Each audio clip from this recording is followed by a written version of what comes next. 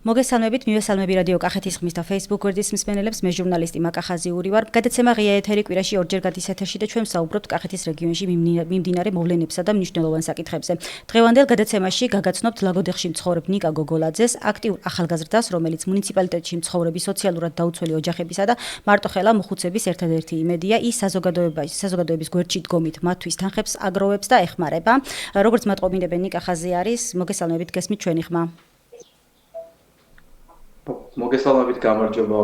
დიდი მადლობა რომ იყებთ გადაცემაში მონაწილეობას.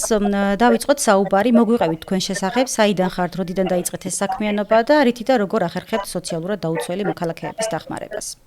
ასევე მადლობას გიხდით მოწვევისთვის, რაც შეეხება მე ვცხოვრობ უკვე ლაგოდეხში, სტუდენტობის შემდეგ დავბრუნდი ლაგოდეხში, ჩემს მხარეში, ჩემს მუნიციპალიტეტში და სწორედ ეს პანდემია აღმოჩნდა, ის გარდამტეხი ეტაპი, რის გამოც მოკლედ უბრალოდ ადამიანებს მოგვიწია ეს ერთმანეთთან გაერთიანება და ეს იყო პანდემიისგან გამომდინარე ჩვენი მოკლედ ჩართულობა ახალგაზრდების ჩვენს რეგიონში მცხოვრები ოჯახების გასაერთიანებლად. დიახ, როგორ ახერხებთ სოციალურად დაუცველი მოქალაქეების დახმარებას? ამაზე ვისაუბროთ და შემდეგ უკვე მარტოხელა მოხუცების დახმარებასთან დაკავშირებით ამ საკითხებს შევეხოთ. ზოგადად თავიდან სულ პირველად ძალიან მცირე მასშტაბებით დავიწყეთ საქველმოქმედო აქტივობები და მხოლოდ პროდუქტების ყიდვით შემოუფარგლებოდით ხოლმე ეს მედიკამენტოზური დახმარებით, რაც იყო სიცოცხლისთვის აუცილებელი, თუმცა მე როგორც გაიზარდა ჩვენი აუდიტორია, ნელა მივხვდით, რომ საჭიროებების იზრდება და ეს ფინანსური რესურსის სახალხო დაფინანსების ადამიანები, რომლის შედეგადაც ვაკეთებთ ამ ყველაფერს, ეს იზრდებოდა ნელა თანდათან და ახლა უკვე მოკლედ ძალიან აქტიურად ვარ გადართული, გარდა იმისა, რომ მუშაობ, დაკავებული ვარ, პლუს ამას დღის განმავლობაში ვცდილობ რომ სწორად გავწადო დღე, რომ სწორად გამოვიყენო ეს რესურსი, რომ დაჩრდილო ბევრ ადამიანთან მივიდეთ და დავახმაროთ. გასაგებია თქვენ ასევე მუნიციპალიტეტში მცხოვრები მარტოხელა მოხუცების ერთადერთი იმედი ხართ, რამდენ მოხუცს დაეხმარეთ და მოგვიყევით მათ შესახებ, რა სიტუაციაში იყვნენ და ახლა რა მდგომარეობა აქვთ? ძალიან ბევრ ადამიანს მე მიყვარს ხოლმე ისე რომ მოხუც რომელსაც ხრას მოვკიდებ იმას აუცილებლად სიკვდილის გზამდე და იმ ბოლო გზაზეც აუცილებლად უნდა გავაცილო ხოლმე იმიტომ რომ როცა ადამიანი გენდობა როცა მოვკიდებს იმ იმედო ხელს და გეტყვის რომ შენ ხარ ერთადერთი მისთვის იმედი ესეთია ძალიან ბევრი მოხუცები იყვნენ რაღაცნაირად გქონია ხოლმე რაღაცა იმდენად გავქვავდი მეთქი პრაქტიკიდან გამომდინარე რომ აღარაფერი გულთან ვეღარ მომდის იმიტომ რომ არ არის მარტივი შეიყვარებ და მე უცებ ქრებიან ესეთი ადამიანები და მიდიან და ესეთი ერთი კი არა ბევრი ფაქტია თუმცა გამორჩეულად აგერ მახსოვს ქალბატონი რომელიც აი ესეთ დროს გამოჩნდა მის ცხოვრებაში და ხალხის დახმარებით მოვკიდეთ ხელი და დღემდე აქტიურად ესე ხელშეჭდებულებ მოვდივართ მის გადარჩენაც არავის არ ეგონა აი გადარჩა და დღემდე მოკლედ ძალიან კარგად არის და კარგად ცნობს თავს აი ეს გონია ხოლმე ყველაზე დიდი შედეგად რაც შეიძლება დადო ადამიანმა თასამყაროში გასაგებია, გარდა იმისა, რომ ონლაინ აგროვებთ თანხას მოხუცების დასახმარებლად, ასევე წელიწადის სხვადასხვა დროს სხვადასხვა აქტივობებს ახორციელებთ, იმისთვის რომ მეტი ადამიანი ჩაერთოს საქველმოქმედო ღონისძიებებში. ამის შესახებაც რომ მოგვიყვეთ. მე ვცდილობ ხოლმე რომ რაღაც ერთფეროვანი ცხოვრებით არ შემოვიფარგლოთ და მხოლოდ რაღაც პროდუქტი მიუტანე, იქ დაეხმარე რაღაცა უბრალოდ დაამშვიდე, ამით არ შემოვიფარგლოთ ხოლმე და ვცდილობ ხოლმე ეს დღესასწაულებზე გამორჩეულად ბავშვებისთვის ღონისძიება, ასევე მოხუცებისთვის ღონისძიება, ეხლა მაგალითად ახალ წელს ქონდა და ეს უკვე ტრადიციას იქნება მე-13-14 წელია რაც უკვე აქტიურად ვაკეთებთ ამას რაიონის სოციალურ დაუცველ ბავშვებს ვიწევთ ხოლმე და ვუკეთებთ მას ღონისძიებას მე სამყარო ესე ყველა წელს წერთ ხოლმე სურვილებს რომელ ბავშვს რა სურვილი აქვს და ამ სურვილებს მე ვდებ სოციალურ ქსელში და ესე უცებ აუდიტორია აიტაცებს ხოლმე ამ მონაცემებით დაახლოებით 300 ბავშვს 300 სოციალურ დაუცველ ბავშვს დავეხმარეთ ახალ წელს სადაც სანტამ გადასცა თვითონ ხალხის მიერ მოგროვებული საჩუქრები და ესე გავახარეთ სულ ცოტა ხნის უკან მქონდა მოხუცებთან ჩვენ შეხვედრა მოვიწვიეთ მოხუცებთან თავშესაფრიდან მცხოვრები პირები გავუგამაზეთ ერთი საღამო ვაგრძნობინეთ რომ მათ ყველაზე მეტი შეიძლება ელემენტარული ყურადღება სჭირდებათ და რომ არ არიან ისინი გადაწყობილები რომ არ არიან ისინი მარტო და სულ ხომ ესე მზრუნველობით სულ გამოვიჩეოდეთ და ვფიქრობ რომ კარგად გამოგდის და კარგ შედეგებზე გავდივართ იმიტომ რომ ისინი როცა მარტო რჩებიან საკუთარ თავთან მე ვფიქრობენ რომ აი ვიღაცამ ჩემზე იზრუნო უბრალოდ მოვიდა და რაღაცა მიუხედავად ძალიან რთული წარსული აქვს მათ წარმოგიდგენთ ახლა უმეტეს ოჯახები არ ყავთ ან შვილები ყავს გადაცვლილები და იქ როცა ზიან მიუხედავად იმისა რომ შეიძლება სულაც არ უხაროდეს ეს ღონისძიება მაინც რაღაცა ფიქრი აწუხებს იმისა რომ ვიღაცა და ეს ყველაზე ბედნიერების რომტანია ყველაზე ბედნიერების გასაგებია მოხუცთა თავშესაფარი ახსენეთ და ძალიან ხშირად აკეთებთ ხოლმე სხვადასხვა აქციებს, საქველმოქმედო აქციებს და სურვილებს აქვეყნებთ ხოლმე მათ სურვილებს. აი ამაზეც რომ მოგვიყვეთ და როგორ იმუშავა ამ აქციამ, ასე ვთქვათ.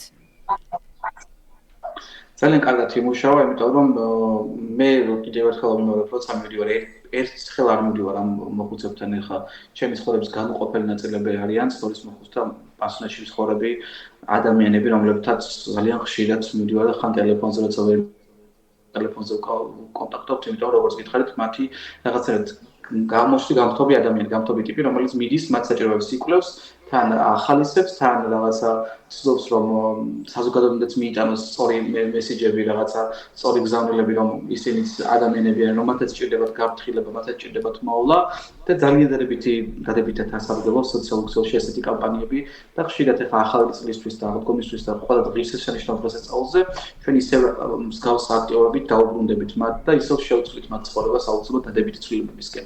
გასაგებია, აი გარდა იმისა, რაზეც ისაუბრეთ, ახლა რა კამპანიას ახორციელებთ ამაზეც რომ მოგვიყვეთ. ვაკეთებ ჩემთვის ყველაზე ძვირფას და მნიშვნელოვან რაღაცას, იმიტომ რომ უცებ მოვყვებით ან იმ ისტორიას როგორ დაიწყო თავიდან. მოკლედ 3 წლის უკან ვიპოვნე ბიჭი, რომელიც იყო უმძიმეს მდგომარეობაში. როგორც მე დავიწყე მოკლებად, თუმცა ეს ბავშვი ცხოვრობდა ჯერ ბავშვთა სახლში, ბავშვთა სახლიდან როგორც კი 18 წლის გახდა ის წამოვიდა ბავშვთა სახლიდან დარჩა სრულიად მარტო მამალევე გარდაიცვალა. დედამ მიატოვა იმ მიზნით, რომ მას ჰქონდა დიაბეტი. ეს ბავშვი ხან სადათენებდა მეებს ხან სადათენებდა, თუმცა აგზალა ინსულინის კეთება, იმიტომ რომ აზრი არ ჰქონდა ამას გამოიძახებდა პოლიციას, მიიყვანენ რაღაც თავშესაფარში, პოლიცია როგორც კი წავიდა, იმას უშვებდნენ ისევ თავშესაფრიდან, ეს კიდე ცალკე დიდი თემა და მოკლედ ეს ბიჭი როგორც კი პონე ჯერ ჩემი ზალებით დაახლოებით 2 წელი ჩემი ზალებით უპატრონე, საზოგადოებას გავაცანი ნიკა და დავიწყეთ მოკლედ ერთიანად რაღაცა შემეცობა მის ცხოვრებაში. ვნახე ადგილი, ვუყიდი ადგილი, სადაც აღშენებდი მისთვის ნანატრელს და სანაცვლო სახლს, იმიტომ რომ თავსახლის კედლებში მხოლოდ ერთ რამეს აკავშირებდა, ეს იყო მისთვის ჭერი რო ქონოდა თავისუფლად და ოჯახთან და ეწყოდა. თუმცა ეს ოჯახთან ცხოვრება საცხოვრებლად არ გამოვიდა, ვერ მოხერხდა, იმიტომ რომ დედის რეაქცია ესეთი იყო. რაღაც პერიოდში როცა ეს მიწა ვიყიდე უკვე ხალხის დახმარებით, მე უკვე დეკემბრის თვეში გამოჩნდა ჩემს ცხოვრებაში ერთი ქალბატონი, რომელიც ვიპოვნე სახლის სადგომში, იმიტომ რომ მას წასასვლელი არსად არ ჰქონდა, ისე არარეალური ზღაპრებით არის, თუმცა ამის კადრები ყველაფერი არსებობს, რითაც შემიძლია თქვა დაუმტკიცო ეს ყველაფერი სახლის სადგომში, სადაც 3 თვის განმავლობაში ეს ადამიანი იყო წოლიან მდგომარეობაში, რაღაც უკვე 1000-ში ერთხელ რაღაცა პოსტუმი აწვდიდა და რაღაცა ელემენტარულ რაღაცას რომ ეთოცხლა. მაშინ რა თქმა უნდა რეაგირება გააკეთა საზოგადოებამ, რეაგირება გავაკეთეთ მაქსიმალურად ჩავერთო ყველანაირად და გადავიყვანე კლინიკაში. უმძიმეს მდგომარეობაში იყო ჟანგბად დამოკიდებული. გადმოვიყვანე პალიატრიულ კლინიკაში და 7 თვის თავზე ეს ქალბატონის მდგომარეობა ყოველდღურად უფრო უმჯობესდებოდა და რაღაცა იმედი მიეცა სტიმული ამასაც ცხოვრების რომ ვიღაცა როცა დავუდგა გვერდით, თვითონაც უნდა რომ ეხლა რაღაცა ის ჩავის ჩამხლობის მდგომარეობით წამოვიდა წინ და დღეს უკვე 7 თვის თავზე დატოვა პალიატიური კლინიკა. ნიკას გადაწყვეტილებით ამ ნიკა არის ბიჭი, რომელსაც სახლს უშენებს ჩვენ. ნიკას გადაწყვეტილებით მან გადაწყვეტა რომ თავისთან წაიყვანა სახლში ეს ქალბატონი. აი ეს კეთება ბუმერანგი უფრო წმუნდები ხოლმე, იმიტომ რომ აი ესე არის რა ბუმერანგით დაუბრუნდა ყველას სიკეთე უკან. წაიყვანა ნიკამ სახლში, ამ ქალბატონს დღემდე მე და ნიკა ის ბიჭი რომელსაც სახლს უშენებს პატრონავთ. დღესდღეობით არის ძალიან კარგად ნიკას სულ რომელიც ოცნებობდა რომ ქონდა საკუთარი ჭერი და სახლი ახლა უკვე ოჯახთან ერთად ყავს, იმიტომ რომ როგორც ბებია და შვილი ისე არიან და ძალიან უვლიან ერთმანეთს და ერთმანეთის ზრუნველობის მეც არაფერს არ აკეთებენ. ეხლა უკვე ჩვენ დავასრულეთ ჩვენებობის პროცესი იმ სახსაც ისინი მომსავალოდ იცხოვრებენ ძალიან მალე, ალბათ 15-20 დღეში. შიდა რემონტის ფაქტობრივად ნაწილი უკვე გასული ვართ და დაგვშა იატაკი და იატაკზეც ალბათ ღვთისმადლით რაღაცა იქნება რომ მოვჩეთ და მოკლედ ახალი კერა შექმნან ამ ადამიანებმა, რომელსაც ერთმანეთს მეტი მართლა არავინ არ ყავს. გასაგებია, რამდენად მნიშვნელოვანია ნიკა თქვენაირად მეტი ახალგაზრდა გააქტიურდეს არა მარტო ლაგოდეხში, არამედ სხვა მუნიციპალიტეტებშიც და მიიღოს მონაწილეობა მოქალაქეების დახმარების კამპანიებში. აი ამაზე ვისაუბროთ და სამომავლო გეგმებზეც რომ აღნიშნოთ. მთავარი ადამიანებმა გავიაზროთ, რომ ეს ქვეყანა არის ჩვენ გვეკუთვნის და ჩვენც რაღაცნაირად ვალდებულები ვართ ქვეყნის წინაშე, ჩვენი მოქალაქეების წინაშე, რომ ჩვენი სამოქალაქო პასუხისმგებლობა ვიყოთ ჩვენს თავზე და ჩავარდოთ ხოლმე ესეც გავს საქმიანობებში. სოციალური მიმართულებით იქნება თუ ნებისმიერი მიმართულებით იქნება, მაგრამ განსაკუთრებულად მე ხა სოციალური მიმართულებებზე შემიძლია ძალიან ბევრი ვილაპარაკო, იმიტომ რომ უკვე ბევრი წელია ამაზე გამოსწრება მაქვს, იმიტომ რომ უმძიმესი ყოფა აქვთ ამ ადამიანებს. წარმოვიდგინეთ, ადამიანები ზოგი ხო გარდაცვლილი მოხუც წასასვლელი არ აქვს, როცა ბევრი მქონია ესეთი შემთხვევაც. სადმე დამისვენებინა, სადმე მიმიყვანა უკანასკნელად მოხუცი, რომელსაც არავინ არ ყავს და მხოლოდ შენ ხელს ეამბორება და კოცნის, აი ამაზე დიდი ძვირფასი ამ ქვეყანაზე ვერაფერს ვერ გააკეთებს. სულ მაგას ვამბობ, რომ თუ დღეს გადავრჩი, ალბათ მეც და ჩემი ოჯახიც აი ამ სიკეთეების დამსახურებით ვარ დღემდე აქ რომ მოვდივარ და ეს უნდა გაიზრდოს ყველა ადამიანმა, თუ ადამიანში უნდა გაიგოს იმ პასუხისმგებლობა, რასაც ქვია სოციალური პასუხისმგებლობა. და ვფიქრობ, რომ ეს ახალგაზრდების ჩართულობა ყველაზე მეტად მნიშვნელოვანია ესეთ პროცესებში.